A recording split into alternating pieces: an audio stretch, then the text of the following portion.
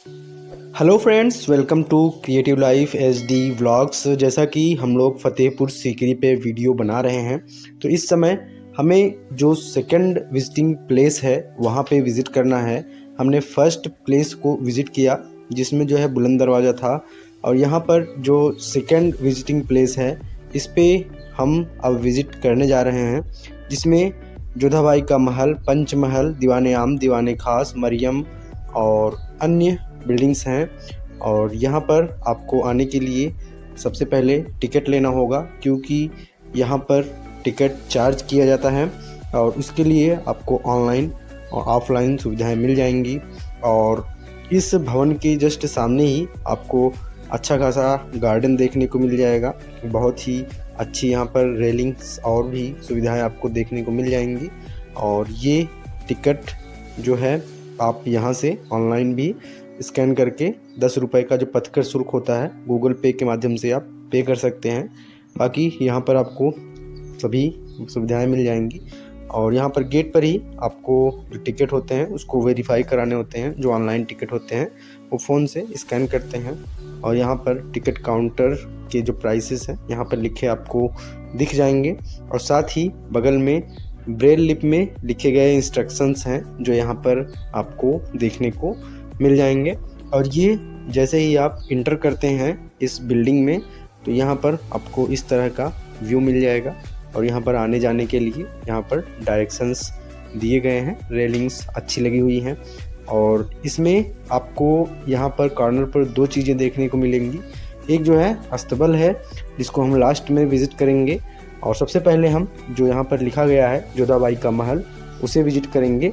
हालांकि जो इतिहासकार हैं वो भी कहते हैं कि ये जो महल है स्पेशली जोधाबाई के लिए नहीं था, एक हरम था जिसमें अन्य रानियां भी रहती थी। लेकिन यहाँ पर जो लोकल गाइड हैं उनके द्वारा इनको जो है जोधाबाई महल के नाम से ही बुलाया जाता है। तो आप देख सकते हैं यहाँ का एरिया किस तरह से है। और जैसे ही आप एंट्री करते हैं यहाँ पर आपको अच्छा गार्डन देखने को मिलेगा, और अच्छी फूल की जो यहाँ पर आपको लाइनिंग है वो देखने को मिलेगी। और यहाँ पर जो भी पर्यटक आए हैं इस प्लेस को विज़िट करने, वो भी आप देख सकते हैं। तो इसके बाद हम आगे चलेंगे और सबसे पहले हम जोधाबाई के महल को ही विज़िट करेंगे। और काफ़ी बड़ा एरिया है, जैसा कि हम लोग फर्स्ट मीटिंग टूर किए थे, विज़िट किए थे प्लेस को, तो इसलिए अब सेकेंड मीटिंग जो हमारा विजिटिंग प्लेस है वो ये जोधाबाई का महल है। और यहाँ पर आप इसका मेन एंट्रेंस गेट देख सकते हैं। यहाँ पर अंदर जाने के लिए यही एक मार्ग है, बाकी आप इसी से फिर एग्ज़िट भी होते हैं। यहाँ पर आप इंस्ट्रक्शंस देख सकते हैं, इसमें लिखा गया है कि ये हरम था, जिसे जो है यहाँ के लोकल टूर गाइड्स के द्वारा जोधाबाई का महल बुलाया जाता है। इसमें जितने भी शाही परिवार की महिलाएं थीं वो यहाँ पर रहती थीं, और उसमें मुख्य रूप से जो रानियाँ होती थीं उनको यहाँ पर रखा जाता था। और इसका ये एंट्रेंस है। और इसके बाद यहाँ पर जब आप अंदर पहुँचते हैं तो यहाँ पर आपको कुछ बुक स्टॉल्स भी दिख जाएंगी, जो कि ये विभागीय प्रकाशन है, इसमें आप बुक्स खरीद सकते हैं। और उसके बाद जैसे ही आप इस मेन गेट से एंटर करते हैं आपको एक बहुत बड़ा कैंपस देखने को मिलेगा, जो कि जोधाबाई महल या फिर हरम जो भी आप कहें, ये आपको सामने देखने को मिल जाएगा। टोटल जो इसका स्ट्रक्चर है हिंदू और फारसी कला का नमूना है, और इसमें लाल बलुआ पत्थर का उपयोग हर जगह आपको देखने को मिलेगा। जैसा कि सबको पता है कि अकबर के द्वारा पूरे किले का निर्माण कराया गया था, और इस किले में विशेष रूप से बीच में आपको एक स्पॉट देखने को मिलेगा जिस पे तुलसी के वृक्ष उस समय रहते थे। और जोधाबाई का ये वर्शिप प्लेस है। यहाँ पर आपको जो है बड़ा सा चबूतरा सामने दिख जाएगा, जिस पे वो अपने इष्ट ईश्वर की प्रतिमा को रखती थीं।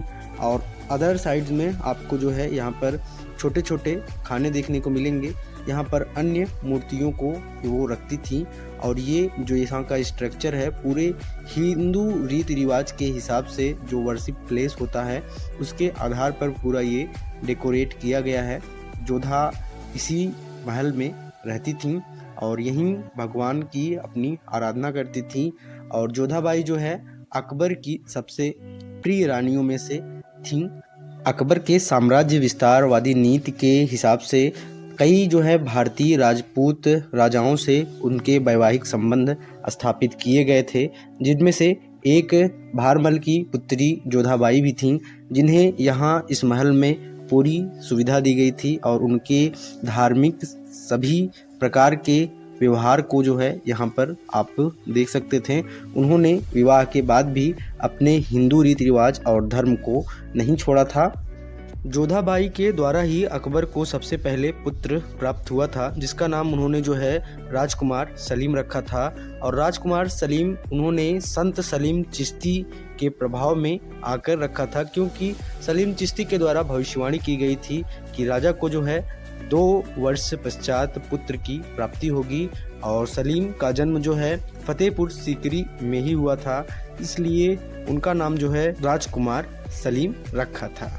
जोधाबाई की रसोई भी यहीं स्थित है। आप अगर मेन गेट से जस्ट सामने देखेंगे तो यहाँ पर मेन गेट के एकदम सामने आपको जोधाबाई की रसोई देखने को मिल जाएगी।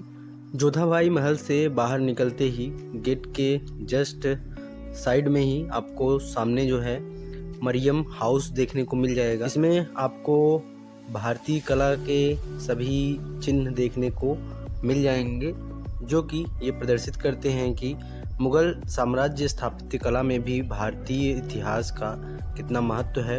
इसमें हिंदू धर्म से संबंधित अनेक प्रकार के देवी देवताओं के चित्र आपको और उनके प्रमुख जो भारतीय प्रतीक हैं जानवरों के चिन्ह के रूप में, उनके चित्र आपको इसमें देखने को मिल जाएंगे। इसके बाद जैसे ही आप इस कैंपस से बाहर निकलते हैं तो बाहर निकलने के लिए यहाँ पर एक छोटा सा दरवाज़ा है और यहाँ पर नीचे सीढ़ियाँ हैं। जैसे ही आप धीरे धीरे यहाँ से नीचे उतरेंगे तो यहाँ पर आपको एक अलग ही नज़ारा देखने को मिलेगा। यहाँ पर आपको ख्वाबगाह, जो कि जो यहाँ के किंग थे मुग़ल बादशाह अकबर, उनका जो है बेडरूम जिसको बोला जाता है, ये सामने आपको देखने को मिल जाएगा। और उसके जस्ट सामने आपको अनूप तालाब देखने को मिल जाएगा। और यहीं पर अनूप तालाब के जस्ट बगल तुर्की सुल्तान का जो है एक महल भी है। और इसके बगल में सामने आप देख सकते हैं पूरा जो एरिया है वो 25 कोर्ट का है। तो यहाँ पर देखने के लिए बहुत ही अच्छी जगह है और घूमना फिरना यहाँ पर बहुत ही अच्छा लगता है। और इस समय हम जो है सबसे पहले अब आपको पंचमहल में ले चलेंगे। तो ये पंचमहल 25 कोर्ट के जस्ट बगल में ही है। तो यहाँ पर जाने के लिए आपको रास्ता नीचे से मिल जाएगा। यहाँ पर जो खंभे हैं वो भी आपको दिखाएंगे और यहाँ पर किस प्रकार से इसका स्ट्रक्चर है वो भी आपको दिखाएंगे। तो जो पंचमहल है यहाँ से आप इंटर करते हैं, यहाँ से आप डायरेक्ट जो है बीरबल महल और जोधाबाई महल की तरफ भी जा सकते हैं। और उसके नीचे यहाँ पर छोटे छोटे खम्भों में आपको ये पंचमहल की डिज़ाइन दिख जाएगी। बहुत ही हवादार एरिया है। इसमें भूतल पर जो है कुल 84 स्तंभ हैं और फर्स्ट फ्लोर पर 56 स्तंभ हैं। दूसरे और तीसरे मंजिल पर क्रमशः 20 और 12 स्तंभ हैं। और जो सबसे ऊपर की मंजिल है इसमें 4 स्तंभ हैं जो कि एक छत्र राज्य को दिखाते हैं। और इसके बाद जो इसका ये स्ट्रक्चर है वो जो है बौद्ध धर्म से संबंधित बताया जाता है, क्योंकि जो इसकी इमारतें हैं इसकी डिज़ाइन बौद्ध धर्म से ली गई है। और यहाँ पर आप जो है इसके आकर्षक गार्डन को भी देख सकते हैं किस प्रकार से ये बना हुआ है। तो ये काफ़ी हवादार एरिया था। यहाँ पर जो राजघराने की महिलाएं होती थीं उनके लिए यहाँ पर ठंडी हवा के लिए ऊपर बनाया गया था। और इसको जो है हम आपको दिखाएंगे कि पूरा ये पंचमहल दूर से देखने में किस तरह से लगता है और इसके बगल भी क्या क्या चीज़ें हैं वहाँ भी हमको विज़िट कराएंगे। और यहाँ पर आप पंचमहल देख सकते हैं। इसका जो है प्रथम तल, द्वितीय तल, उसके बाद जो है ऊपर, फिर सबसे ऊपर अगर आप ध्यान देंगे तो जो स्तंभ है वहाँ पर 4 खंभों का स्तंभ है जो कि एक छत्र साम्राज्य को प्रदर्शित करता है। पंचमहल में कुल 176 स्तंभ हैं और इसकी डिज़ाइन आप देख सकते हैं। यह पूरी तरह से लाल बलुआ पत्थर से निर्मित पूरी बिल्डिंग है। इस बिल्डिंग में गर्मियों के समय में बहुत ही ठंडी हवा लगती है और इसको हवा महल के नाम से भी जाना जाता है। पंचमहल के बाद अपना नेक्स्ट विजिटिंग प्लेस 25 कोर्ट है। जो कि एक प्रकार से खेल है जो कि मनोरंजन के लिए खेला जाता था। कुछ सम्राट और अपने शाही परिवार के सदस्यों के मनोरंजन के लिए इस प्रकार के अनोखे खेल की जो भी स्ट्रक्चर्स थे वो यहाँ पर बनाए गए थे। इस खेल में भी शतरंज की भांति सफ़ेद और काले चेक्स होते थे जिन पर जो है मोहरे रखे जाते थे, और अकबर ने जो है इन खेलों को और भी विशेष बनाने के लिए इन मोहरों के जगह पर जो है इंसानों को खड़ा किया, और उसके बाद जो है इस खेल का जो है यहाँ पर संचालन किया जाता था, जिसका मुख्य उद्देश्य जो है मनोरंजन होता था। इसके बाद अपनी नेक्स्ट बिल्डिंग है जो कि खजाना महल के नाम से जाना जाता है। तो ये आप स्ट्रक्चर देख रहे हैं, ये उस समय का जो है खजाना रखने का मुख्य केंद्र था। यहाँ पर सोने और चांदी के सिक्के रखे जाते थे, और इसे जो है अब कुछ लोग जो है आँख मिचौली के नाम से भी जानते हैं।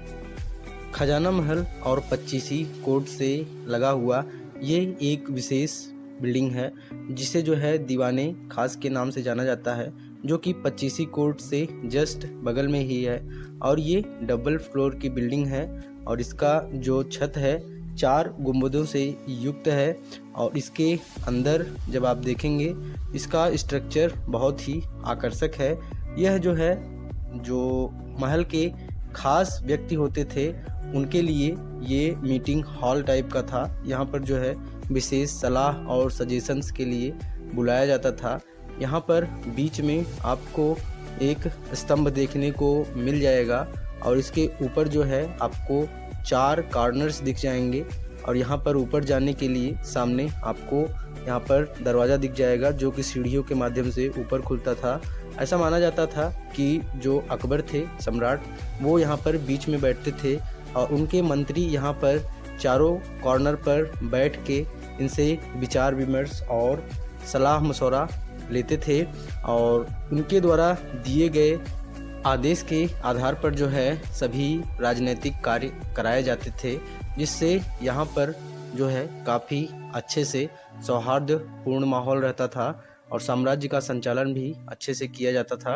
और यहाँ पर अगर आप ध्यान से देखेंगे तो अकबर का जो समावेशी धर्म था, जिसमें सभी धर्मों का समावेश था, वो दीन-ए इलाही धर्म था, और इस स्तंभ में सभी धर्मों के जो है प्रतीक चिन्ह आपको देखने को मिल जाएंगे, जिसमें हिंदू धर्म, ईसाई धर्म, मुस्लिम धर्म और अन्य धर्म के जो है प्रतीक चिन्ह इसमें आपको देखने को मिलेंगे। दीवाने खास से बाहर निकलने पर यहाँ पर एक ग्राउंड है। इसके जस्ट बाहर की तरफ जो दीवार दिख रही है, इसके आगे दूसरी तरफ यहाँ पर जो है दीवाने आम है, जहाँ पर अकबर के द्वारा आम जनता की समस्याओं को सुना जाता था और उसके बाद उनका निर्णय लिया जाता था। और ये सामने आप 25 कोर्ट देख सकते हैं, और यहाँ पर साइड में अच्छा सा गार्डन भी है जो कि दीवाने आम के जस्ट पीछे ही है। 25 कोर्ट के पास जो है पंचमहल का व्यू बहुत ही प्यारा दिखता है। और उसके बाद यहाँ पर जो भी आपका स्ट्रक्चर है सब सामने है। इसके आगे हम चलेंगे, जिसमें आप देख सकते हैं किस प्रकार से बिल्डिंग बनी हुई है।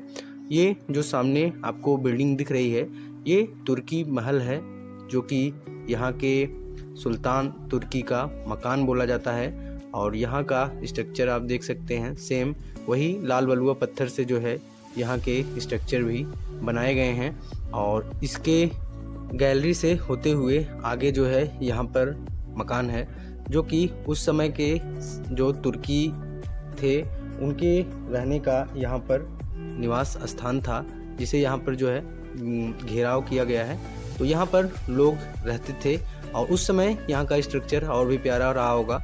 यहाँ के जो डेकोरेशंस थे और भी चीज़ें उस समय और भी अच्छी रही होंगी, क्योंकि यहाँ पर जो व्यवस्थाएं हैं, जो बिल्डिंग है, उसको देखने से लगता है कि यहाँ के जो भी स्ट्रक्चर हैं वो किसी विशेष योगदान के लिए ही बनाए गए रहे होंगे।